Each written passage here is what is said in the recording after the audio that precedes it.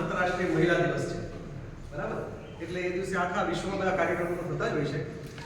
તો એક પ્રતીક તરીકે આપણા રાજકોટના એક શિક્ષિત મહિલા જે અનેક કલાઓ સાથે પણ સંકળાયેલા છે, સાહિત્ય સાથે સંકળાયેલા છે, એમનું એક સન્માન કરીએ અને એ પ્રતીક રૂપે મહિલાઓનું સન્માન છે આપણું.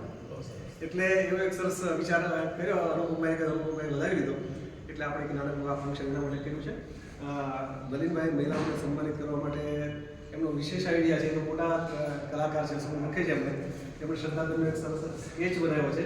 એ આપણા બધા વતી, પુસ્તક પરબ વતી, બધી સાહિત્યિક સભાઓ સંસ્થાઓ વતી શ્રદ્ધાબેનને ભેટ આપશે અને આપણે આ રીતે પ્રસંગ ઉજવીશું. બરાબર છે? એટલે આ એક પ્રતીક છે આંતરરાષ્ટ્રીય મહિલા દિવસની એડવાન્સ ઉજવણી. અને શ્રદ્ધાબેનનો ટૂંકમાં પરિચય આપું. આમ અગાઉ એ શિક્ષણમાં પોતે શિક્ષક તરીકે હતા, પ્રોફેસર હતા. પછી ઘરની જવાબદારીને કારણે એમણે એ નોકરી છોડી અને અત્યારે પૂર્ણ સમયના ગૃહિણી તરીકે કામ કરે છે. એમના કુટુંબનો સેવા કરવાની સાથે સાથે બહુ સારા વાર્તા લેખક છે અને પ્રતિષ્ઠિત મેગેઝિનોમાં એમની વાર્તાઓ છપાય છે. સરસ કવિતાઓ પણ લખે છે અને આર્ટિસ્ટ પણ છે. ચિત્રો પણ સરસ દોરે છે. એટલે કૌટુંબિક જવાબદારીઓ વચ્ચે જે આપણે કહીએ છીએ ને કે બહુ ભુજાવાળી દુર્ગાનું સ્વરૂપ હોય એવું એક સ્વરૂપ છે. એટલે કે બધી સ્ત્રી મહિલાઓ આ રીતે કરતી હોય છે. ક્રિએટિવિટી છે. હા, એટલે ક્રિએટિવિટી સાથે ઘરની બધી આ સેવાઓ નિભાવવાની સાથે કામ કરે છે. એટલે એના એ દ્રષ્ટિએ આપણે એનું સન્માન કરીએ છીએ. નલિનભાઈને વિનંતી કરું કે એમણે જે સ્કેચ બનાવ્યો છે એ શ્રદ્ધાબેનને ભેટ આપે.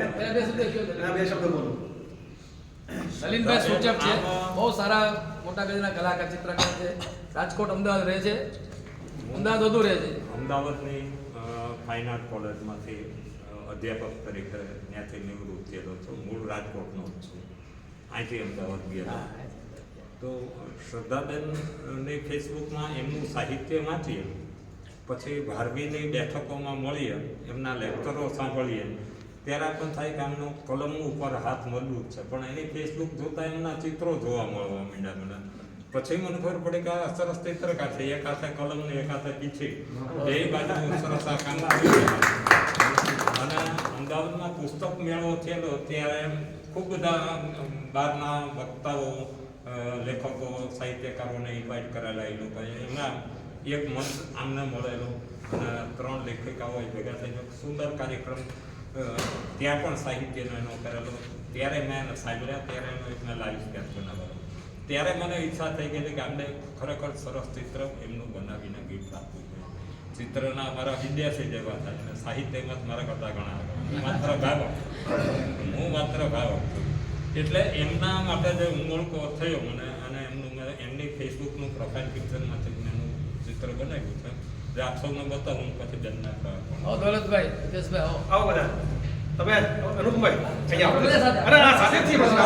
અહીંયા સાથે જ છે.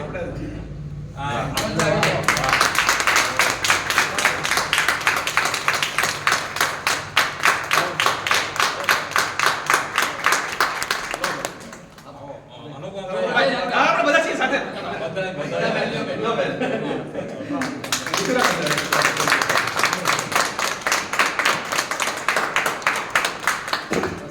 ખૂબ પ્રગતિ કરે, આપણે બધા બહુ શુભેચ્છા.